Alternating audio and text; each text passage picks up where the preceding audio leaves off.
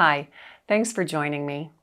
I'd like to talk to you about how to create bright moments in the midst of grief. It sounds like the two can't go together, but they can. And it might take some real intentionality on your part. You know, if you've experienced an excruciating loss, you are not the same person you were. We tend to long for those things that we can no longer have, and the things that may have brought us joy may not any longer, or they can't any longer be done because they were things that we would just do with the person that we lost. It can be a time of doubt, confusion about our future and who we are, and we wonder if we're ever going to be happy again. Can you relate to that?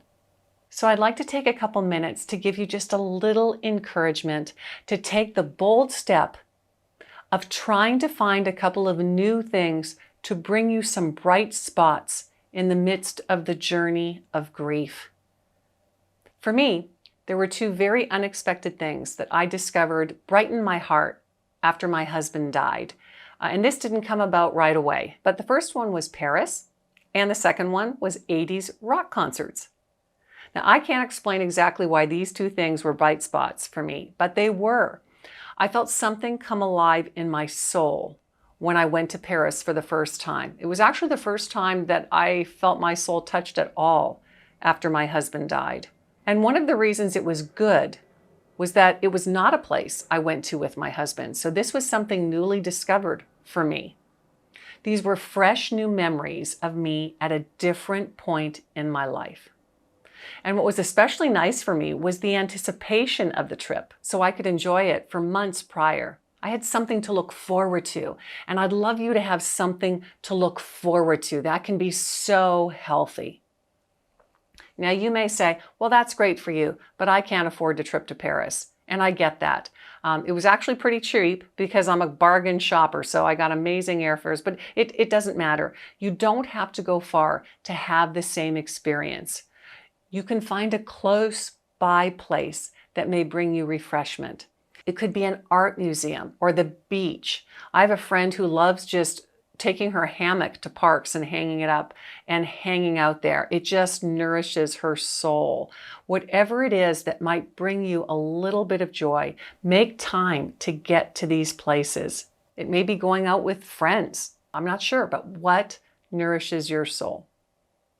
I had no idea how much I would enjoy rock concerts. I went to one with a friend of mine about a year after my husband died, and I had a blast. It was so unexpected.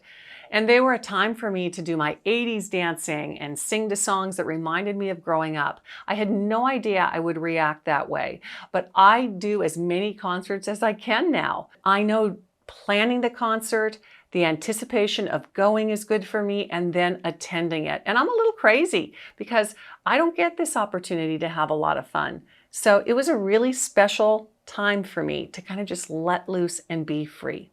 So what things could you discover that might lighten your step or just give you a little bounce in your life? What new routine or activity could you do? It's important to have something to look forward to.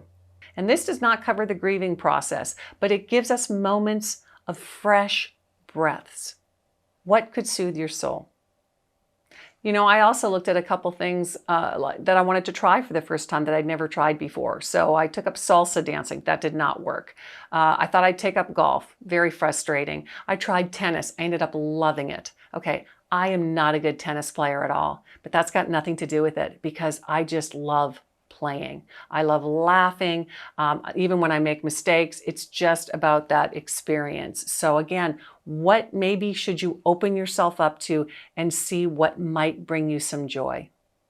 Now, sometimes we can feel like we're betraying our loved one by making these new memories or having a good time.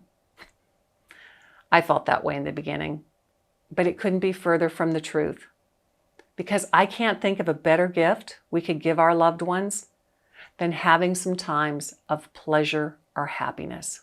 So what could you try that's different? You can check out meetup.com and see the activities they have, a hiking group, a book group, learn to play cards.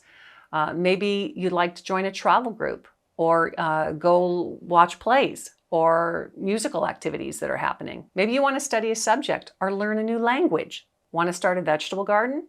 Want to travel? Take up ballroom dancing? Maybe you want to visit your children, relatives, or grandchildren, your old friend from long ago that you haven't seen, or volunteer somewhere. This can be hard to take this step, but I promise you the rewards are worth it. We are not the same. Our lives are not the same, but they can still be good. They can be very good. And this is one of the ways to head in that direction. There are times when I'm in Paris and I'm so excited to be there, I'm like a little girl. But there are also times when I miss my husband and I see these lovers in Paris and I wish he could be there experiencing this too. Both those feelings are appropriate. Experience all of the feelings that come up. Feel them. They are part of who you are. It's okay to be happy one second and sad the next. Happy will come again, sometime. My stepping stone question for you. What could you do that could give your life a skip in your step? What could cause you hope and excitement just in the anticipation? We need to feed your soul, my friend. Hang in there. You're doing great. And remember, pain is real, but so is hope. And you are not alone. And you matter. Thanks for listening. See you soon.